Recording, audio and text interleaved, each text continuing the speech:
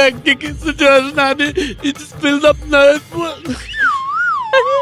ഈ മുരളിനെ തല്ലിക്കൊല്ലണം. അവൻ ആവശ്യമില്ലാത്ത കുറെ ഇംഗ്ലീഷ് ഡയലോഗ് എഴുതി മനുഷ്യന് കാണാപ്പാടം പഠിക്കാനും പറ്റണല്ലോ.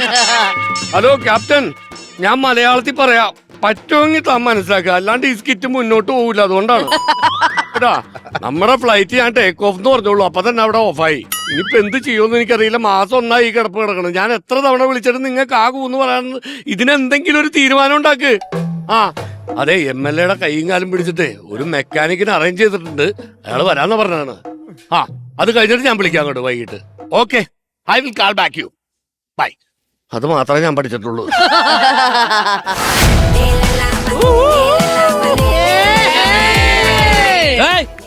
ഇതെവിടെ പോണത്? കണ്ട വഴിപോക്കർക്ക് സഞ്ചരിക്കാനുള്ള വഴിയല്ലത്. എയർപോർട്ടാണ്. എയർപോർട്ടിന്റെ റൺവേണ്. വഴിപോക്കനല്ല, MLA പറഞ്ഞുവിട്ട മെക്കാനിക് ഡൊമിനിക്. ഫ്ലൈറ്റ് മെക്കാനിക്കാണ്. പിന്നെ ഞാൻ ഹെലികോപ്റ്റർ മെക്കാനിക്കെയും ഫ്ലൈറ്റ് മെക്കാനിക്കെയും ജംബോ ജെറ്റ് മെക്കാനിക്കെയും. ബ്രിട്ടന്റെ ജംബോ ജെറ്റ് നന്നാക്കോ? അല്ല, എന്റെ കൊച്ചിന് ഞാൻ ഉത്സവപ്പറമ്പിൽ നിന്ന് ഹെലികോപ്റ്റർ മേടിച്ചു കൊടുക്കും, അവൻ പിറ്റേ ദിവസം കേടാക്കും, അപ്പൊ അത് ഞാൻ നന്നാക്കി കൊടുക്കും. പിന്നെ ജംബോ ജെറ്റ് മേടിച്ചു കൊടുക്കും, പിറ്റേ ദിവസം കേടാക്കും, അത് നന്നായി കൊടുക്കും.